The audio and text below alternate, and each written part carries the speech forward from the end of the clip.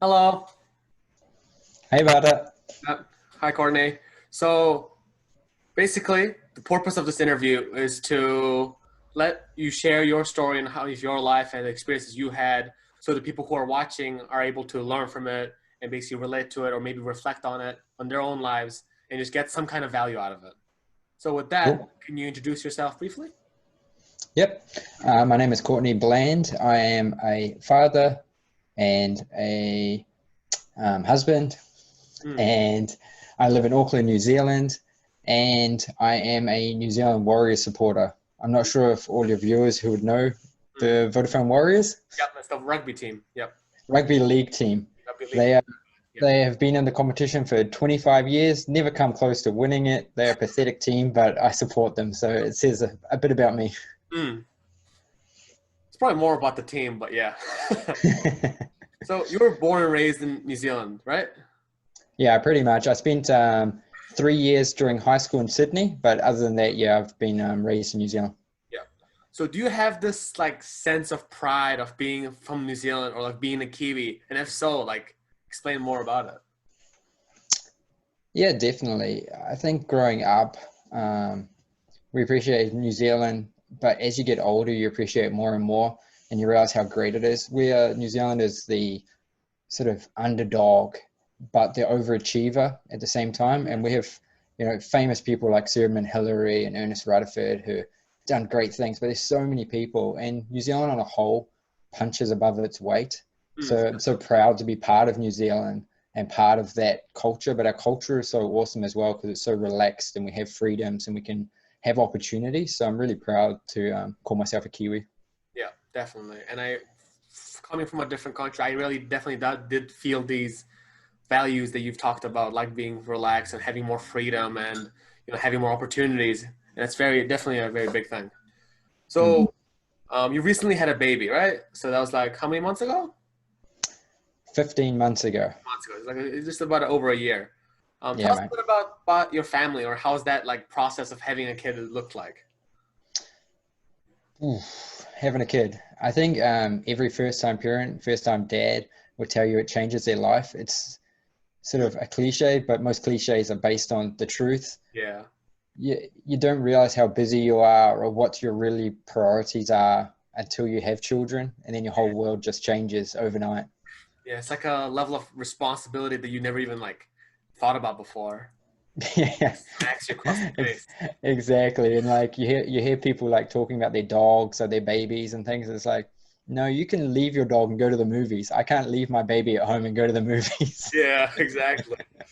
Yeah, definitely. The whole process of having a kid is just I don't know. It seems unreal to me. Like, cause I don't have a kid or anything like that. So like that whole concept just seems like it's so too big to like I don't know grasp. I guess. So yeah, Yeah, I don't think anyone's fully prepared for it, and then it just happens, and you you just grow and you just yeah just grow. Yeah, you have to. So whilst you haven't, enjoy your freedoms, enjoy what you want to do. yeah exactly definitely. So what do you do for a living? I tell people that I buy adult nappies for a living because it always puts them back, which Yeah, is true, but yeah. it understates what I actually do. I manage a team at EBOS Healthcare in the purchasing team, and EBOS Healthcare is part of EBOS Group, which is Australasia's biggest healthcare distributor, Oh, okay. and so it's quite a big role. And so I manage the New Zealand team, and I also manage the imports into EBOS Australia for all the purchasing. That's crazy. So like you're the person, I think you've explained this to me before. So you're the person who like mass buys from the companies like masks, diapers, as you call it, and all these like medical equipments, and you distribute it to all the clinics, right? Yeah, exactly. So we buy in bulk. Yeah.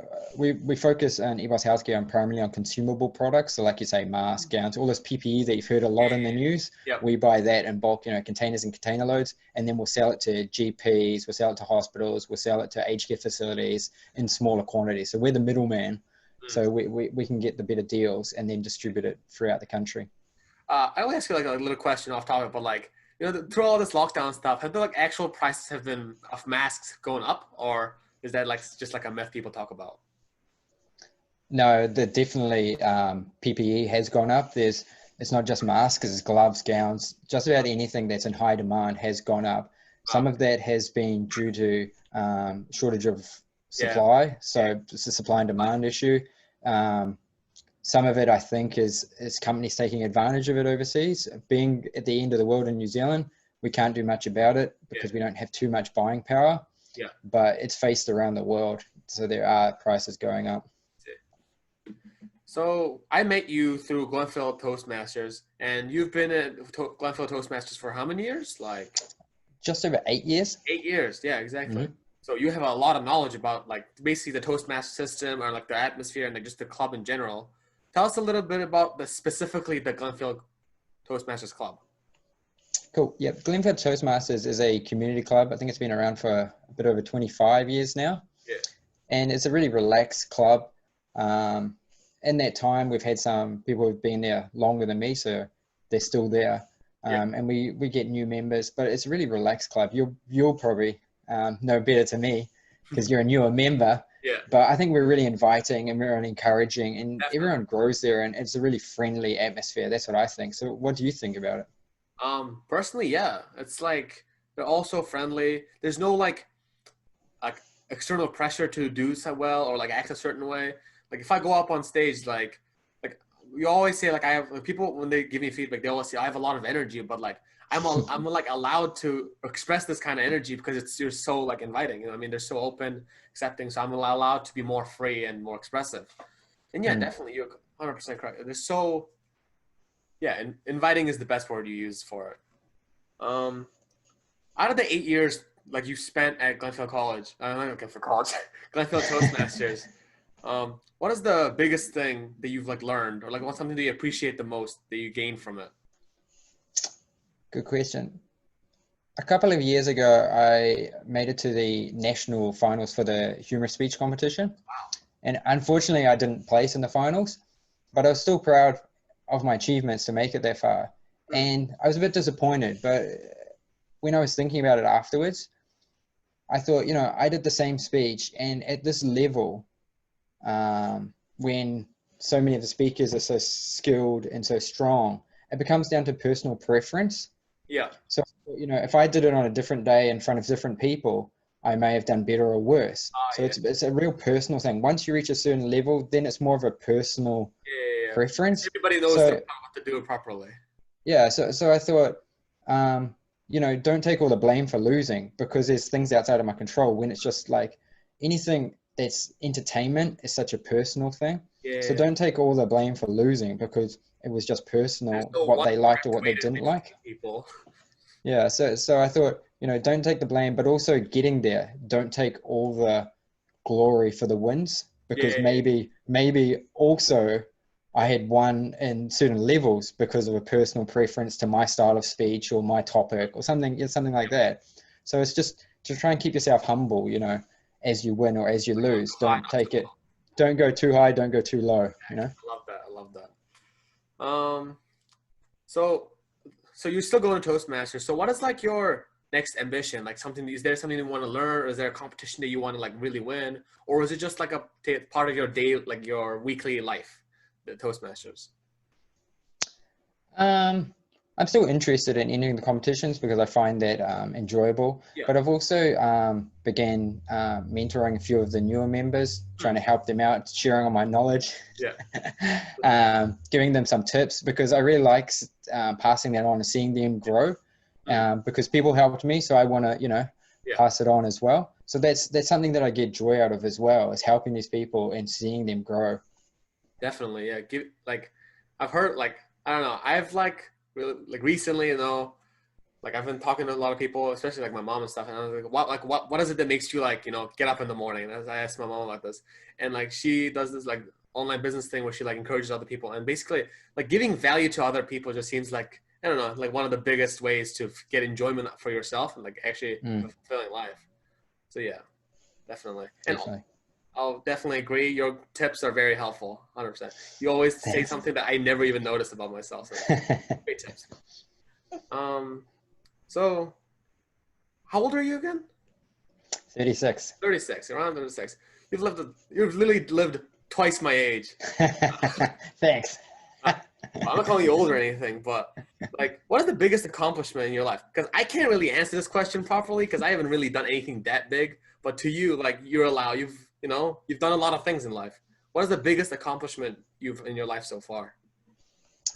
I think this is going to be cliche. I think the biggest thing, and will continue to be the biggest thing, will be like raising my daughter and Yeah, teaching her and hoping her, to continue. I've got that responsibility, and that is my number one priority now.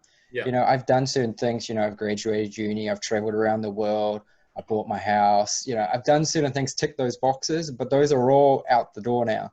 yeah, And they will forever be. I don't think I'll do anything that's more important than looking after my daughter. mm, yeah. I think that's a common thing among parents. I Mm. like asked my mom like, what was her ambitions when she was growing up to what's her ambitions now. It's like she has a PhD and all the stuff. She's built a business, but at the end of the day, like the most thing she cares about is just like me and my brother basically, and how she like raised us. It's the biggest thing she's like more happy about. Yeah, yeah. So yeah, like our family culture, I guess it's like a lot about growth mindset. It's like like always throwing ourselves at things we don't know and basically growing out of it. And like what is your outlook on that kind of mentality? I definitely agree. I think you got to set yourself those challenges and look to grow. If you're just doing the same thing and you're not challenging yourself, you won't grow and you'll just become bored or frustrated. Yeah. I think challenges are interesting because the moment you achieve them, they seem so easy. And Yeah. but beforehand, you're like, wow, and it's a learning and that you don't know where to start and the path, which path you should go down. Sometimes you go down the wrong path and you've got to correct yourself and make adjustments along the way. But once you get there, you're like, oh, that wasn't as bad as I thought. So I Mindset. think, yeah. So I think, yeah, it's definitely something that I look for as well, challenge myself. Mm, completely agree. So I'm about to graduate high school, right? This is my last year, and I'm thinking about my life choices and all this stuff. And like when you were graduating high school, what was your like mind process? What were you like thinking about? I didn't really have a huge plan. I knew I wanted to get into a business Mm, and, you know, sort of you hear of you know, the big names who didn't graduate from university and they made billions of dollars, but they're the exceptions. yeah, So, exactly. so the default is these days to be able to get that job, you need a degree. Mm, So I went to uni, got myself Bachelor of Business Studies, so I could get my foot in the door. Once you get your first actual proper job, mm, that's no longer important, because then you've got a CV and you can build on that. So I went to university and, like I say, got my bachelor's.